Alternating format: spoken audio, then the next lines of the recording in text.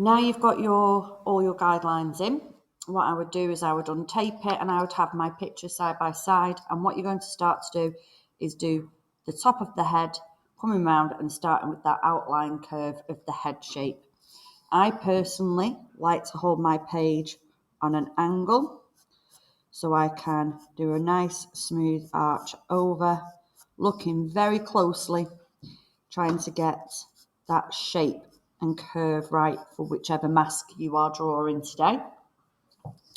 Once you've got those basics in, you can start to add things like the headdress.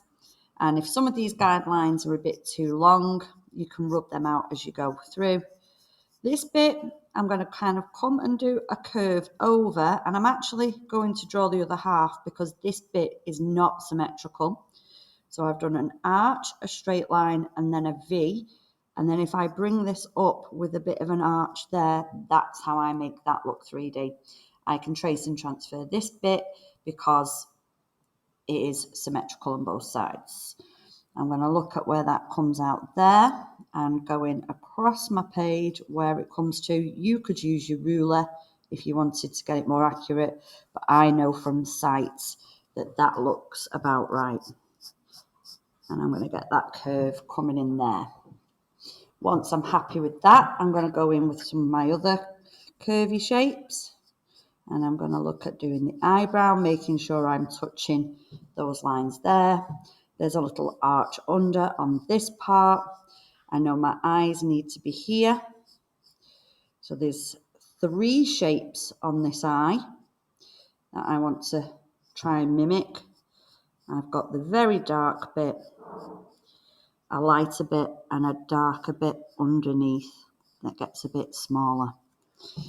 I can then start to look at things like my nose, bringing that shape in, with the nostril being here. Oops, sorry. Then I've got my mouth shape here, and I can start to add some of my details like these thinner parts that come up. And this bit here, get that shape in, how that goes wide, then thin going back. Once I've done my basics, I can start to look at this shape. And I could even measure this now and take my ruler and find out what this measurement is and this measurement, and really focus on getting those angles correct for the headdress, coming down. And I want to be able to come out here. So if I bring that up, drop that one a little bit and connect that through. What some people find quite hard is the sort of swirl shape. If you just do one line at a time, that should give you that nice kind of angled swirl coming out, making sure it's nice and even. And then I can even add little bits like the triangle coming off here with the detail inside it,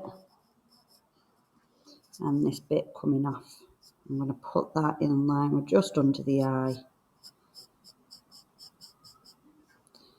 Getting that on. Again, you can use your ruler to match that. And then what you would do following this is rub out all these labels. You don't need them anymore. Trace and transfer that across.